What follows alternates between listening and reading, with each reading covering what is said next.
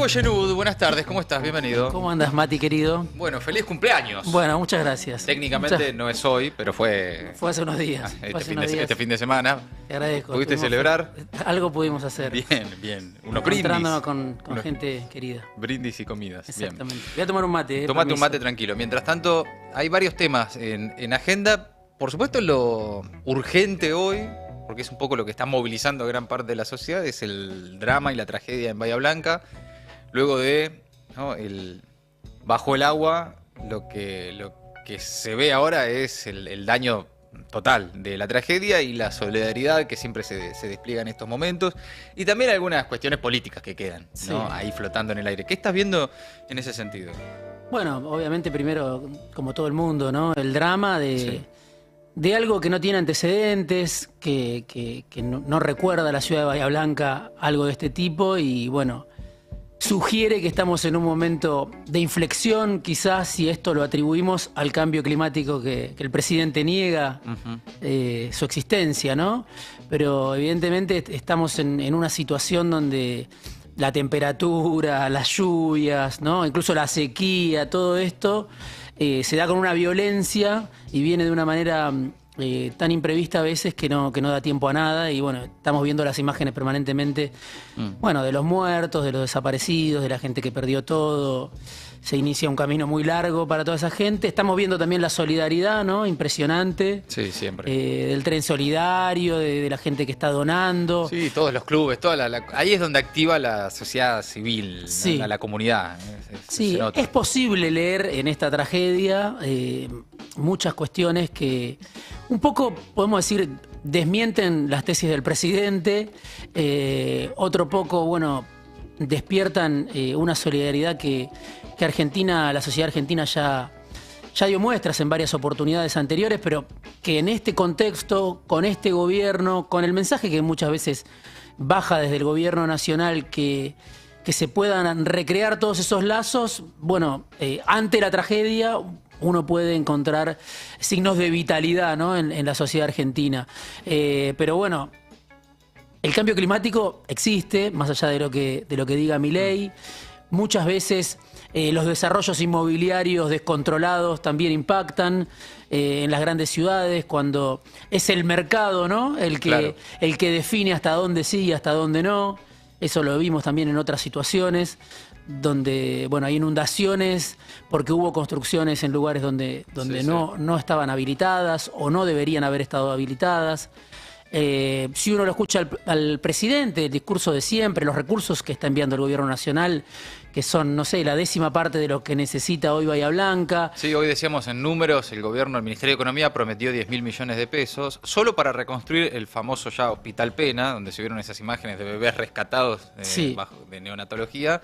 Solo para ese hospital necesitas el doble, 20.000 millones de pesos, como para tener una magnitud de qué considera el gobierno que es un aporte ante esta tragedia, ¿no? Sí, para un gobierno que muchas veces dice que cada uno se las tiene que arreglar como puede, solo, en la jungla del mercado, bueno, hay una respuesta solidaria que desmiente un poco eso, porque nadie se salva solo, podríamos decir. Es una de las imágenes indican que nadie se salva solo mientras esto sucede. También lo escuchaba Guillermo Francos diciendo esto es responsabilidad del municipio y de la provincia. Claro. Seguramente es responsabilidad del municipio y de la provincia, también del gobierno nacional. Sí, claro, porque el municipio y la provincia quedan en la Argentina, digamos. Es como una división medio extraña a veces que hace el gobierno de sus competencias políticas, ¿no? Como si solamente administraran un ejecutivo nacional lejos de lo que sucede en los territorios, ¿no? Sí, y además sabemos que es un gobierno que está asfixiando a muchas provincias, a la provincia de Buenos Aires en particular. Especialmente, sí. No es la única, pero es una de las provincias que sufre de manera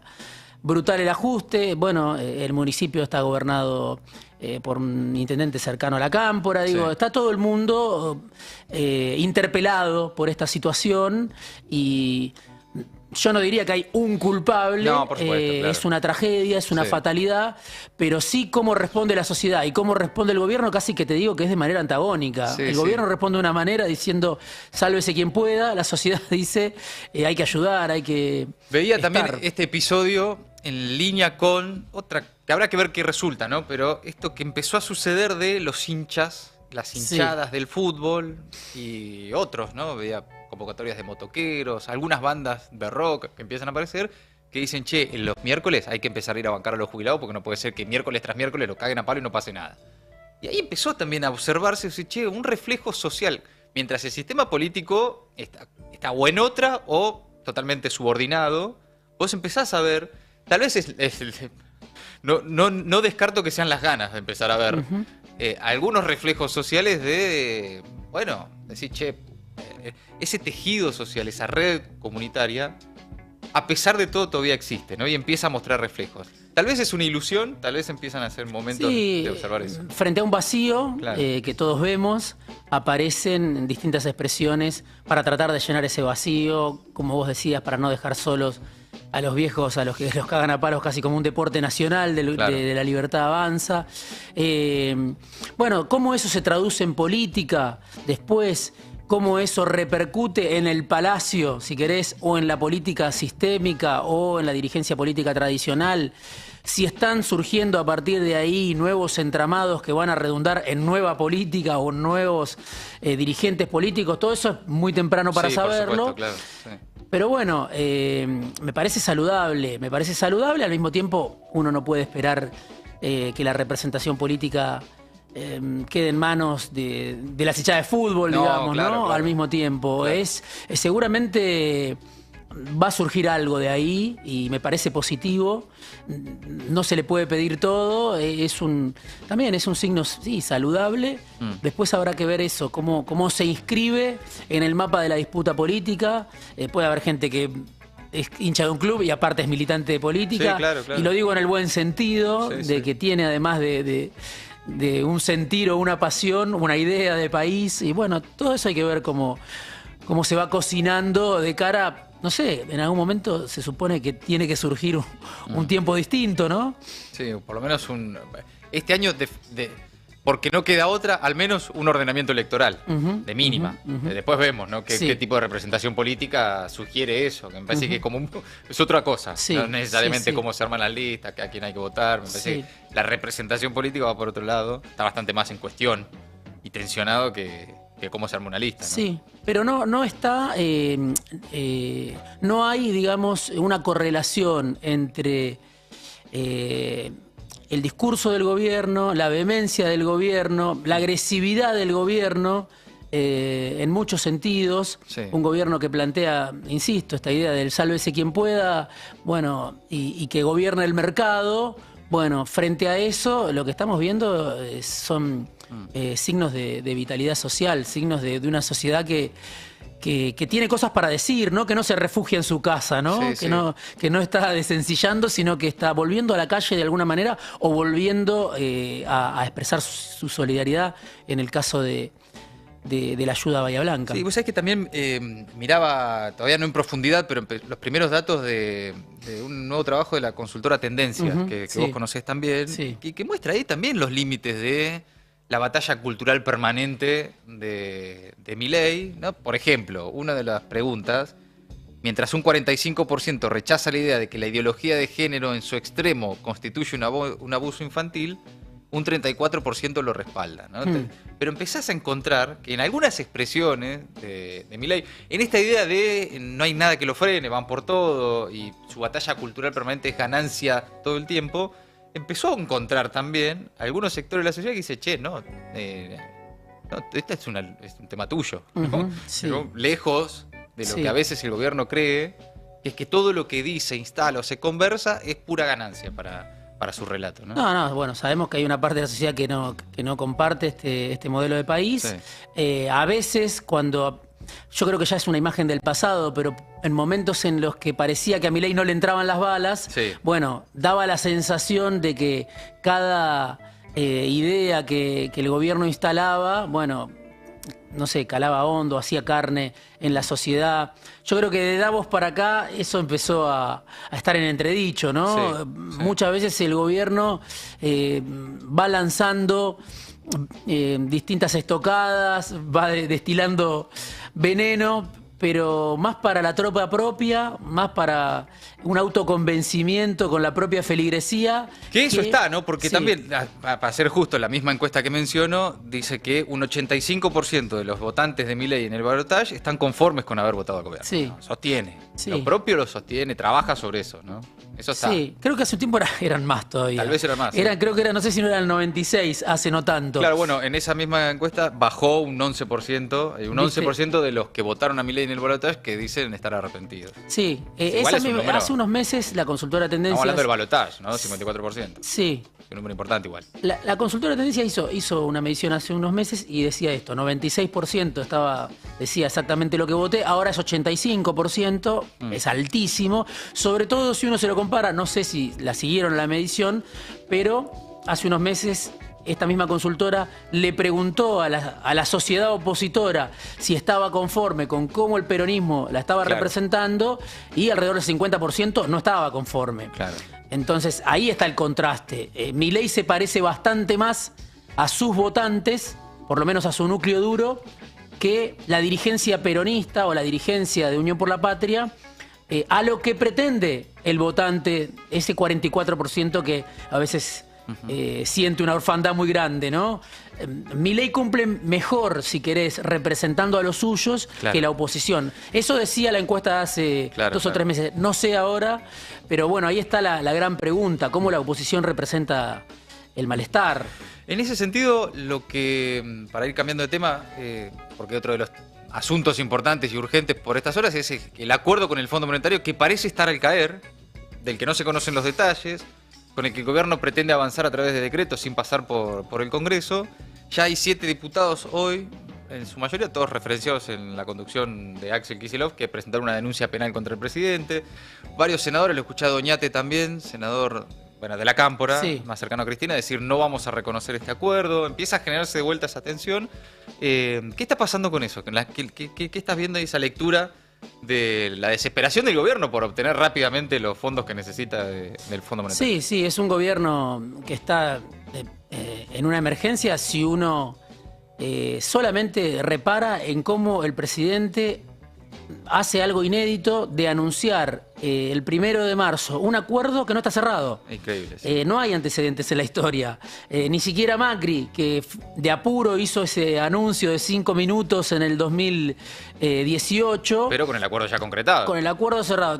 Le transpiraba a Macri, tartamudeaba, pero el acuerdo lo había cerrado, desesperado. Le fue a pedir socorro al fondo. Bueno, la película un poco se repite con algunos protagonistas que son los mismos, como Trump en la Casa Blanca, como Luis Caputo al mando del timón económico y del Festival de Deuda, incluso en el fondo algunos actores se repiten, y eso es lo más preocupante, me parece, ¿no? Que la Argentina vuelva a caer tan poco tiempo después en el mismo camino, después del fallido gobierno del Frente de Todos, pero otra vez, ¿no? El gobierno que venía a decir que resolvía los problemas de la Argentina con puro ajuste. Sí, especialista en crecimiento económico con o sin dinero, todo lo que hemos escuchado de Milei, sí. Y ahora necesita otra vez, como decís vos, el respirador artificial del Fondo Monetario Internacional. Sí, y con este Estamos de vuelta al principio de la historia, del juego de la OCA. Con el cuento de la buena deuda, ¿no? Claro. Porque es la idea de que nos vamos a endeudar, pero esto va a ser algo que no va a generar ningún tipo de consecuencias, cuando sabemos que no es así, porque no es lo mismo deberle al Banco Central que deberle al Fondo Monetario Internacional. Sí, pero además hay una cuestión de... vos podés decir que con el fondo no es nueva deuda y no hay condicionamientos. Si se tratara del primer acuerdo de la Argentina con el Fondo Monetario Internacional, capaz algunos dirían, bueno, sí, puede ser, te creo. Ahora, la historia que tenemos con el fondo, ya sabemos... 28 acuerdos tenemos. Ya sabemos que nunca no es nueva deuda, que nunca no hay condicionamientos. Sí.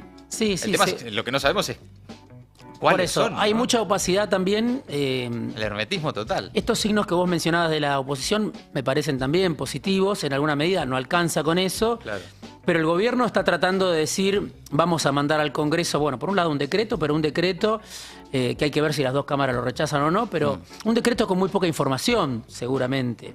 En estas horas se supone que lo vamos a conocer, pero la intención del gobierno era simplemente poner a consideración la idea de un nuevo programa pero no decir en qué consistía ese nuevo programa. Es decir, en algún momento Milei dijo, voy a cumplir con las reglas del juego, lo dijo la semana pasada en La Nación Más.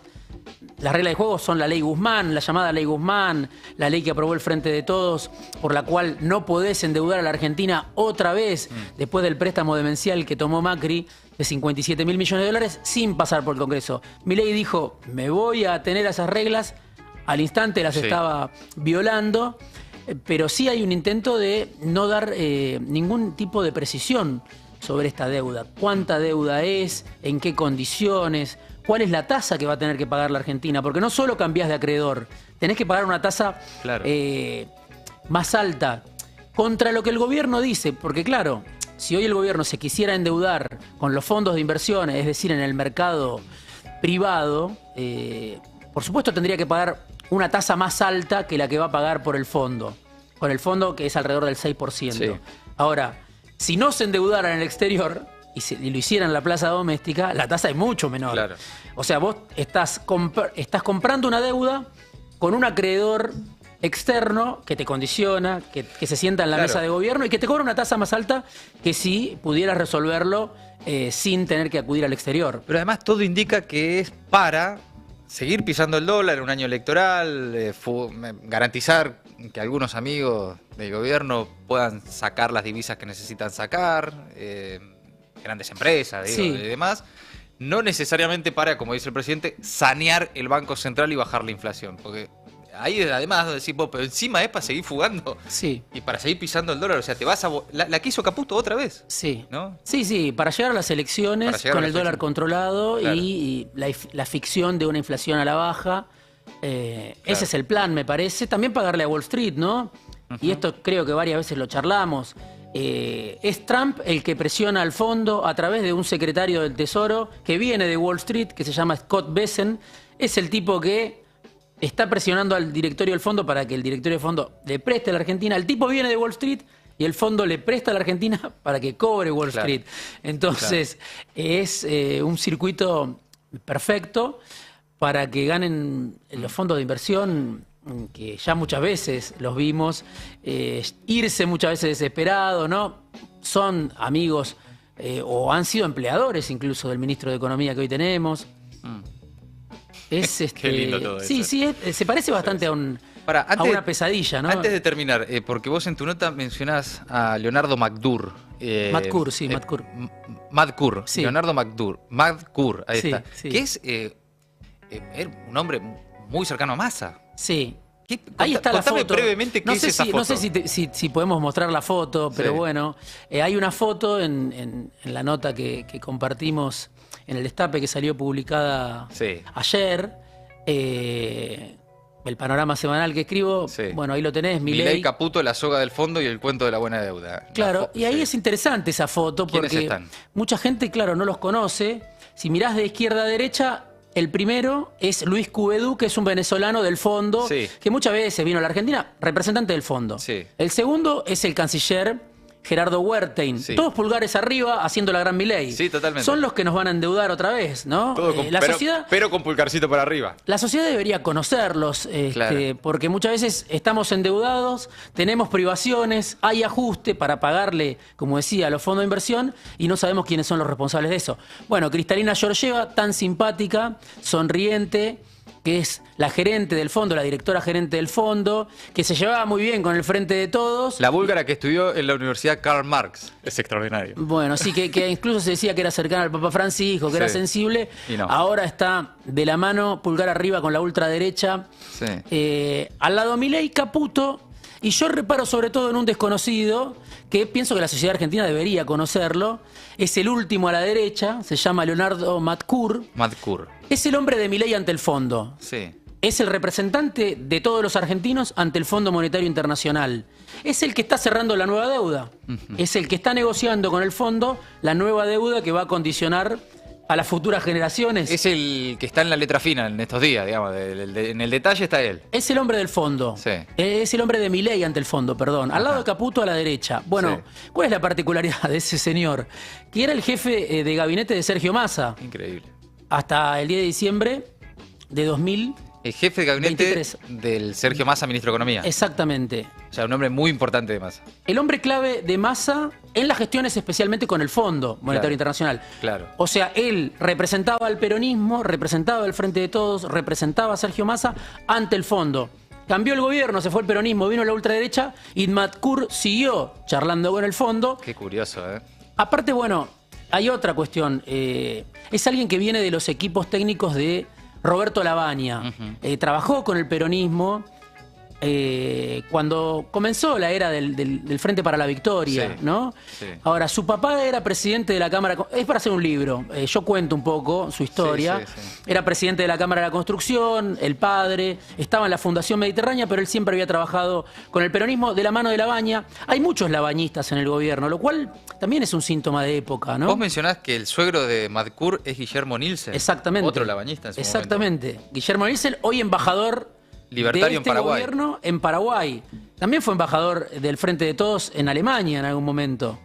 Es alguien también del lavañismo, como está Marco Lavagna, ¿no? Sí, claro. Marco Lavagna no está a cargo del INDEC. Sí. O sea, la familia Lavagna en pleno Está está adentro toda. con la ultraderecha. Digo, Mirá es algo vos. interesante para pensar en qué termina un ministro de Economía que estuvo asociada con la recuperación después de la salida de la convertibilidad. Era el ministro de Duhalde, después fue el ministro de la primera etapa de Néstor Kirchner. Hoy tiene a gran parte de sus cuadros técnicos, incluido su hijo, al servicio de este proyecto excluyente, podemos decir, de extrema derecha, violento, pongámosle Sí. los adjetivos que se nos ocurra porque son muchos. Y Matkur además es un hombre del empresariado. Trabajó para Arnequian, trabajó para Manzano, trabajó para Gerardo Huertain, trabajó para Rodolfo Donofrio. Es un grupo empresario que está asociado hoy al gobierno de Milei, pero antes estuvo asociado a otro gobierno. Clarísimo. Es muy sintomático, Sin diría. duda. Es sintomático Sin duda. de que hoy el hombre que está cerrando la nueva deuda haya sido el representante del peronismo hasta 5 minutos antes de que asuma Milei ante el Fondo, ¿no? Claro. Era el representante del peronismo ante el Fondo, hoy es el representante de Milei ante el Fondo, está sentado en Washington, cobra en dólares, Claro. le paga el Fondo con la plata que los países que son socios del Fondo aportan. Diego, impecable como siempre. Qué lindo conocer algunas caras gracias a vos y seguiremos charlando. Buena semana. Gracias, Mati. Diego Genuder, maldita suerte. El Destape 1070.